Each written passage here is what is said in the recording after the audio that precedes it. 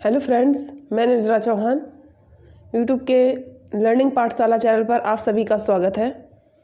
तो हम लोग जैसे हिंदी पढ़ रहे हैं तो हिंदी में हम लोगों ने समास, अलंकार ये पढ़ लिए हैं। तो आज जो हमारा टॉपिक है वो है संधि। संधि के बारे में पढ़ेंगे। तो आप लोगों को हमारी वीडियो कैसी लगती है कमेंट में बताएं।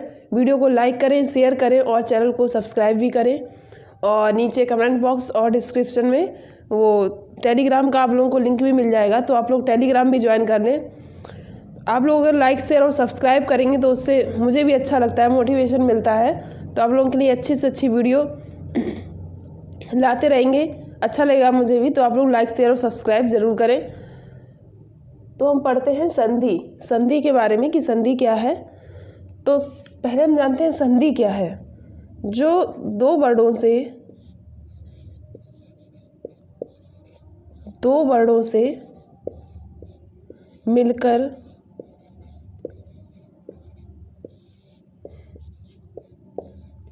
जो विकार या परिवर्तन होता है,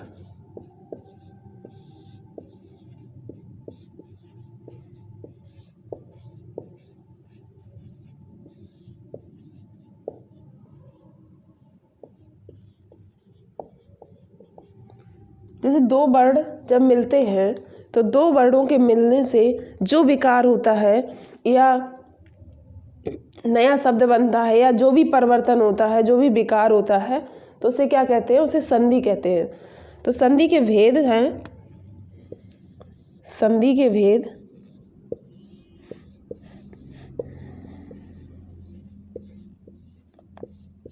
तीन हैं। संधि के भेद: स्वर संधि,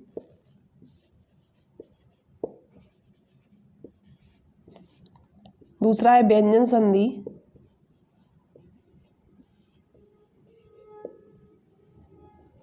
और तीसरा है विसर्ग संधि।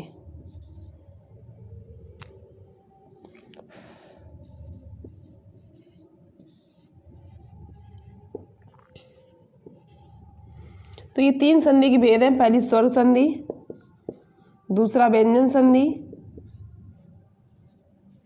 और तीसरी है विसर्ग संधि। तो तीन ये संधियों के भेद हैं। उसके बाद में नंबर 1 लेते हैं स्वर संधि। स्वर संधि क्या होता है?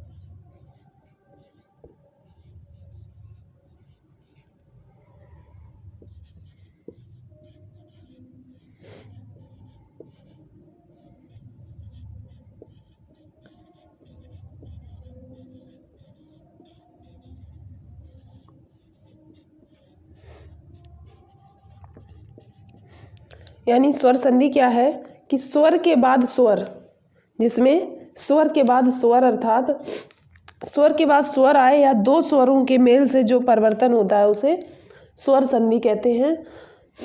पहले संधि के भेद हैं: स्वर संधि, व्यंजन संधि, विसर्ग संधि। फिर स्वर संधि ये है कि स्वरों के बाद स्वर आए या दो स्वरों के मेल से जो परिवर्तन होता है उसे स्वर संधि कहते हैं। फिर स्वर संधि के भेद। स्वर संधि के 5 भेद हैं।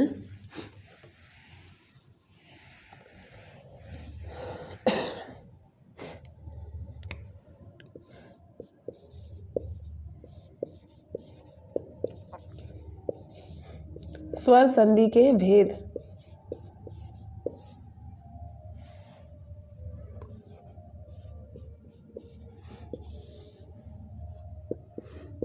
दीर्घ संधि,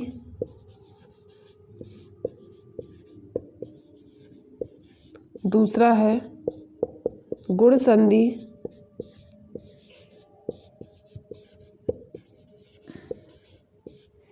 तीसरा है वृद्धि संधि,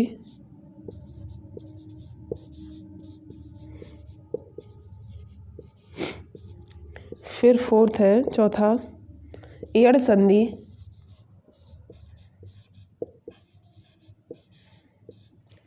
फिर फिफ्थ है अयादी संधि।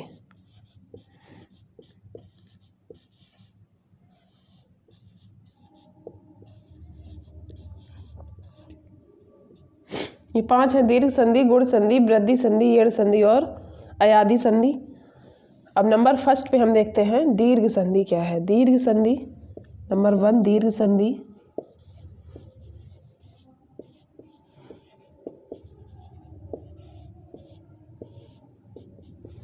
दीर्घ संधि में क्या होता है कि दो हिरस्य या दीर्घ, यानी हिरस्य या दीर्घ के आपस में मिलने पर हिरस्य हो जाता है। मतलब कि स्वर जो है हिरस्य या दीर्घ,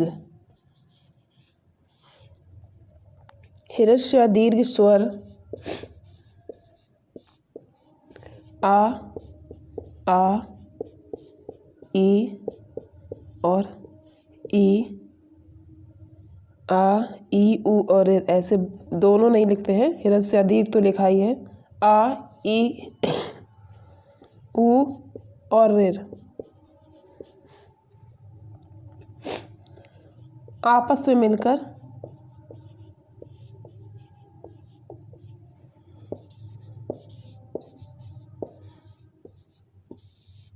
दीर्घ हो जाते हैं।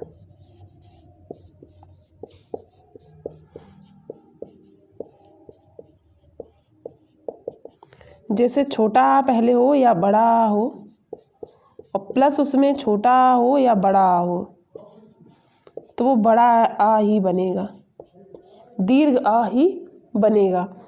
फिर छोटी या बड़ी हो या इसमें ऐड हो तो छोटी या बड़ी कुछ भी ऐड हो पर ये दीर्घ ई ही बनेगी। हिरस्य और दीर्घ ई हो या हिरस्य दीर्घ ई पहले हो या बाद में हो बनेगा दीर्घ ई। फिर ऊ और ऊ, हिरस्य दीर्घ, फिर हिरस्य दीर्घ ऊ, तो जब ये बनेगा तो दीर्घ ऊ बनेगा।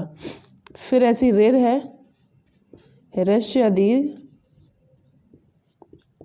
हिरस्य या दीर्घ, जब ये बनेगा तो दीर्घ ऋ बनेगा। तो इसके उदाहरण हैं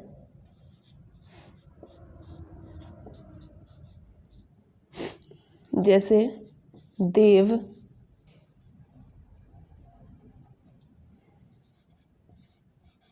देव प्लस अर्चन,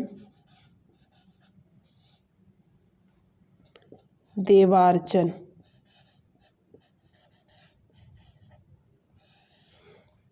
अब इसमें लास्ट में छोटा आ है यानी हिरस्य आ है और यहाँ पे भी हिरस्य आ है। तो जब यहाँ पे ये बना देव प्लस अर्चन देवार्चन तो यहाँ पे दीर्घ आ बना है तो ये देवार्चन हो गया। दूसरा उदाहरण ऐसा ही लेते हैं बधु प्लस उत्सव तो हो जाएगा बधूत्सव। यानी यहाँ पे दीर्घ ऊ है और यहाँ पर ऊ है, हिरस्य ऊ है तो दोनों मिलकर दीर्घ ऊ ही रहे, बधूत्सव हो गया। ऐसी अभी प्लस इष्ट तो अभीष्ट हो जाएगा और पितृ प्लस ऋण तो पितृण हो जाएगा। यानी पितृ प्लस ऋण, तो जब लिखेंगे तो बड़ी ऋण में लिखेंगे, ये जो दीर्घ ऋण होती है पितृण।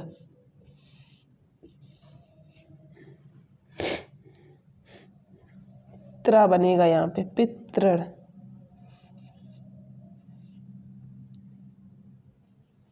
ऐसे पितृण। तो ये रहा हमारा दीर्घ संधि। दीर्घ संधि के बारे में हिरस्य और दीर्घ स्वर आपस में मिलकर दीर्घ हो जाते हैं तो दीर्घ संधि होती है ऐसे। फिर है नेक्स्ट गुण संधि।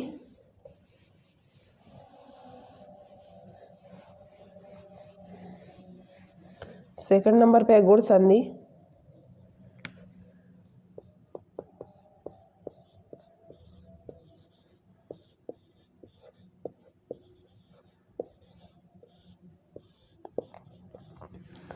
अब गुण संधि में क्या होता है अगर ह्रस्व और दीर्घ आ के बाद और ई आए तो ए, यदि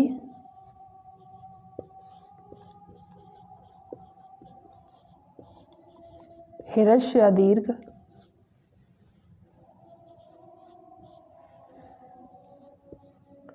आ और आ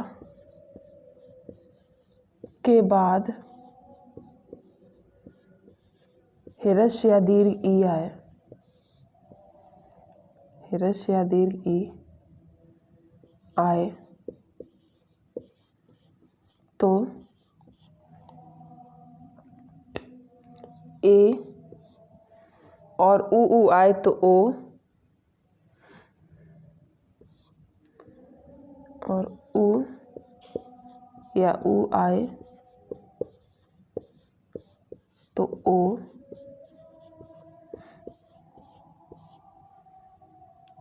और ऋ या ऋ आए तो रा।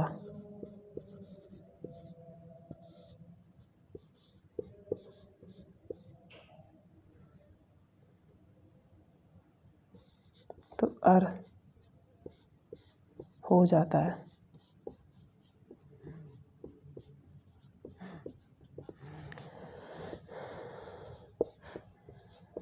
उदाहरण में है, इसमें कहा गया ह्रस्व या दीर्घ आ के बाद में अगर ई आए तो ए हो जाता है, ऊ आए तो ओ हो जाता है, और रेड आए तो आर हो जाता है। जैसे इसमें उदाहरण में है कि पुष्प प्लस इंद्र, पुष्प प्लस इंद्र, या महा प्लस ऋषि, प्लस ऋषि, महर्षि, और फिर है सोम प्लस इंद्र। एक ओ वाला उदाहरण लेते हैं, चंद्र प्लस उदय, प्लस उदय। तो इसमें आ मिल रहा है, पुष्प इसमें आ है और यहाँ पर ई है, तो आ या आ के बाद में ई आए तो ए हो जाता है, तो यहाँ पे हो जाएगा पुष्पेंद्र। फिर है आ बड़ा आ के बाद में ऋ है, दीर्घ आ के बाद में ऋ है, तो हो जाएगा महर्षि। आर हो जाता है ना, महार अर सी। फिर सोमेंद्र ऐसे ही हो जाएगा। और इसमें यहाँ पर आ है, चंद्र आ निकल रहा है, फिर ऊ है, तो ये हो जाएगा चंद्रोदय, ओ बन जाएगा चंद्रोदय। तो ये है दीर्घ और गुण संधि। फिर इसके आगे इसमें यही है कि आ के बाद में ई आए, आ या आ के बाद में ई आया तो ए मात्रा हो गई, और आ के बाद में ऋ आया तो अर हो गया, और आ के बाद में ऊ आया तो ओ हो गया। ऊ कोई सा भी हो, ये ह्रस्व हो या दीर्घ हो। तो थर्ड हमारी जो संधि है वो है वृद्धि संधि।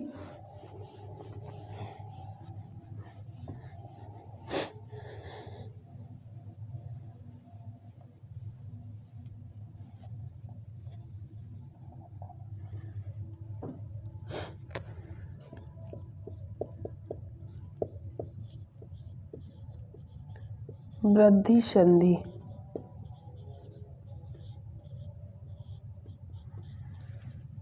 इसमें क्या होता है, अगर ह्रस्व या दीर्घ,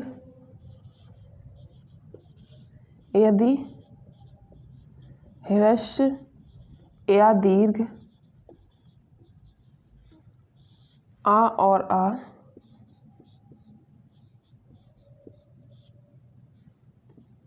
के बाद ए या आई आए तो आए,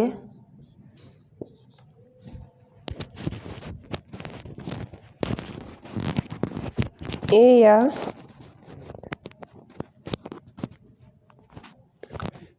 आई आए तो ए।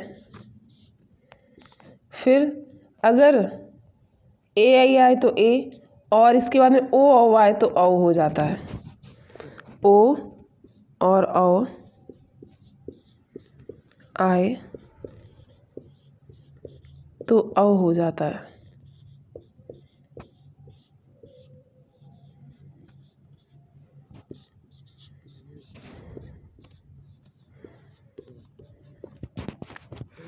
ओ और औ आए तो औ हो जाता है। जैसे उदाहरण है,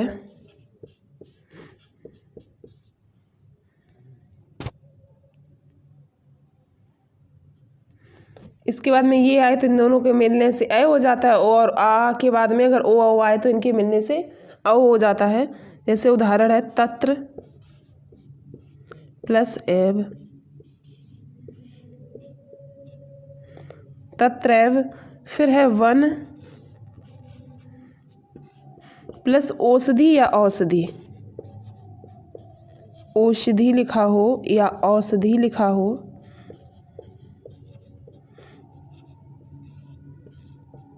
इसका हो जाएगा वन औषधि। होगा औ ही, चाहे ओ हो या औ, तो इसका हो जाएगा वन औषधि। इसका हो जाएगा तत्रैव। तो ये हमारी रही वृद्धि संधि। अब वृद्धि संधि के बाद में है एड संधि। एक सेकेंड।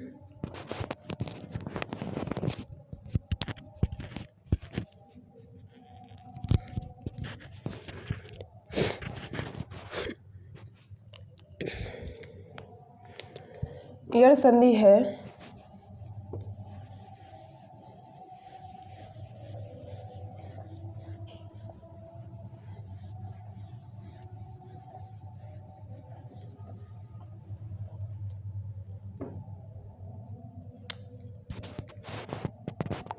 फोर्थ पे है एड संधि।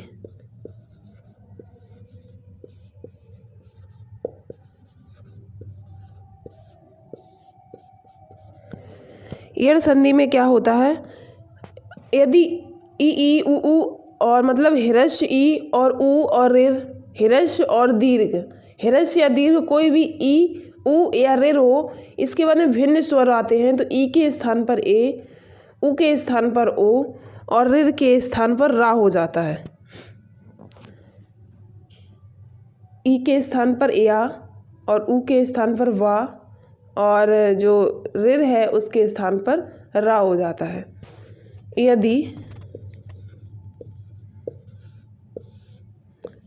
हिरस्य या दीर्घ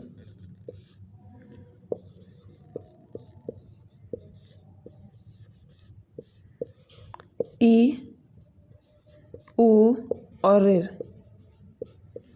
यानी ई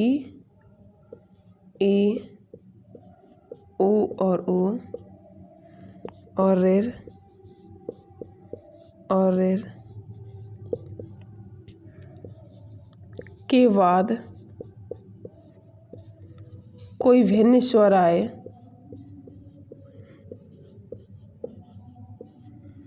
कोई भिन्न स्वर आए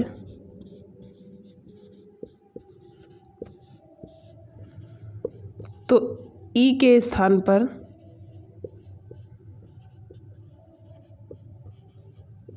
ई कोई सी भी हो, हिरस्य हो या दीर्घ हो, ई के स्थान पर या और उ के स्थान पर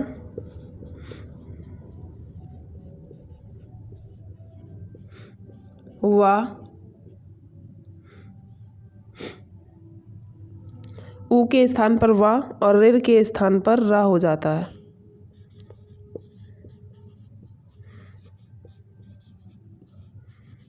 स्थान पर रा हो जाता है।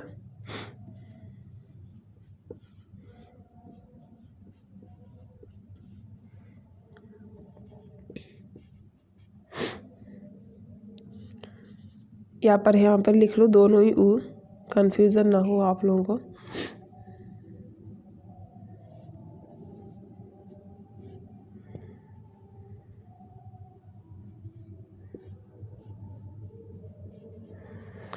कि अगर ई उ और ऋ, हिरस्य या दीर्घ कोई भी हो, उसके बाद में कोई भी भिन्न स्वर आता है तो ई के स्थान पर या हो जाता है और ऊ के स्थान पर वा हो जाता है और ऋ के स्थान पर रा हो जाता है। जैसे कि उदाहरण है, उदाहरण में है प्रति प्लस अर्पण,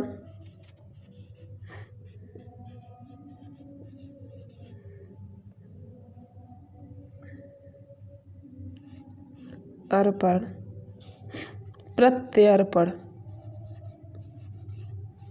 प्रत्यर्पण।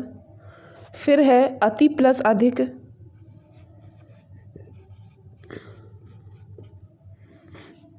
ई का ले चुके हैं, एक हम ऊ का देखते हैं और एक ऋ का देखेंगे। तो सु प्लस अल्प,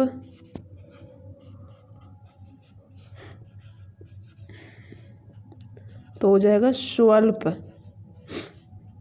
यहाँ पे वाह हो गया और यहाँ पर या हो गया।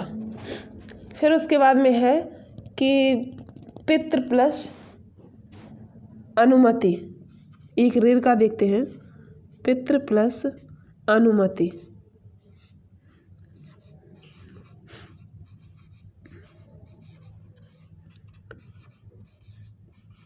पितृनुमति।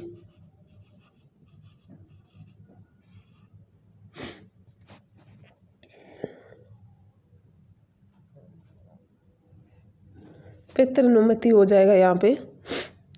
तो ये कि ई के बाद में कोई भी भिन्न स्वर, कोई भी स्वर आए तो या हो गया, ऊ के बाद में तो वा हो गया और ऋ के बाद में तो रा हो गया। तो ये हमारी यड़ संधि हो गई। इसके बाद में है अयादि संधि।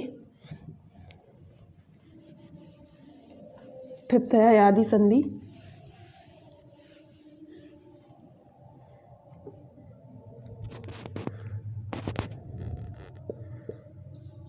अयादि संधि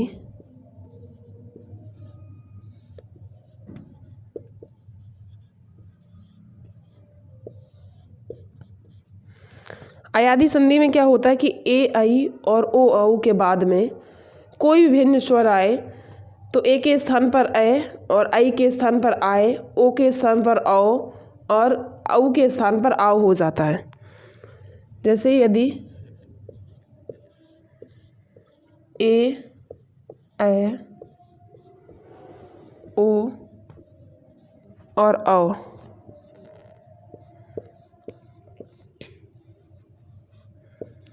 के बाद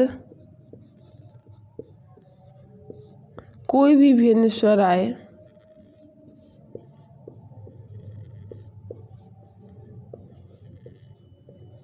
कोई भी भिन्न स्वर आए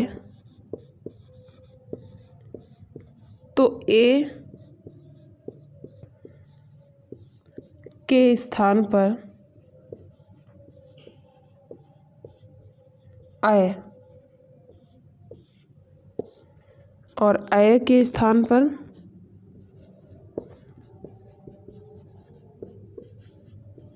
ए के स्थान पर आय और ओ के स्थान पर औ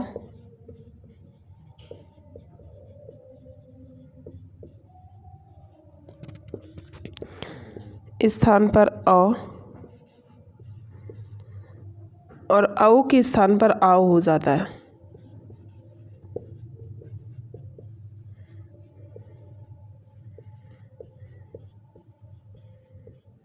आओ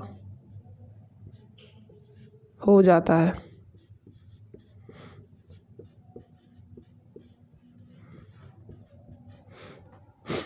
उदाहरण में समझेंगे। जैसे है नय ने धन अन, तो ए के बाद में कोई भी स्वर आया तो ये क्या हो जाएगा, नय, ए, तो नय या न। फिर है गए प्लस अक, तो ये हो जाएगा गायक, क्योंकि गा ए आ ए हो जाएगा तो गायक। फिर है भ प्लस उक, तो ये हो जाएगा भावुक, भाव हो जाएगा, भावुक, आओ हो जाएगा। फिर है पो प्लस अन, तो ये हो जाएगा पवन, आओ हो जाएगा इसमें पवन। तो ये हमारी संधियाँ थी 5, ये उसके स्वर संधि के भेद थे। तो हमने 5 ये भेद पढ़े स्वर संधि के। तो आप लोग कमेंट में बताएं वीडियो कैसी लगी, और इसके जो आगे की जो संधियाँ हैं वो हम आगे की वीडियो में पढ़ेंगे। आप लोगों को वीडियो कैसी लगी, वीडियो को लाइक करें, शेयर करें और चैनल को सब्सक्राइब ज़रूर करें।